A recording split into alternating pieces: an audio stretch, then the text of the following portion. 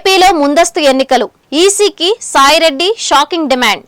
ఏపీలో గత వైసీపీ ప్రభుత్వంలో కీలకంగా వ్యవహరించి ఆ పార్టీ అధికారం కోల్పోయాక రాజకీయాలకు గుడ్ బై చెప్పేసినట్లు ప్రకటించిన మాజీ ఎంపీ విజయసాయిరెడ్డి తిరిగి ఈ మధ్య యాక్టివ్ అయిపోయారు.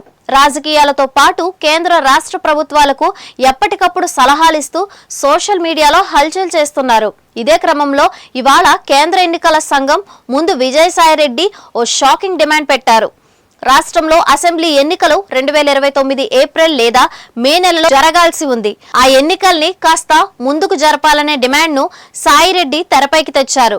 ఈ మేరకు ఈసీకి విజ్ఞప్తి చేస్తూ ఎక్స్ లో ఓ ట్వీట్ చేశారు. అందుకు గల కారణాలను కూడా సాయిరెడ్డి ఆ ట్వీట్ లో వెల్లడించారు. ఇప్పటికే ఎన్నికలు ఎప్పుడు వస్తాయో అని ఎదురు చూస్తున్న సాయిరెడ్డి మాజీ పార్టీ నేతలు ఈ ట్వీట్ చూసి సంతోషపడుతున్నారు.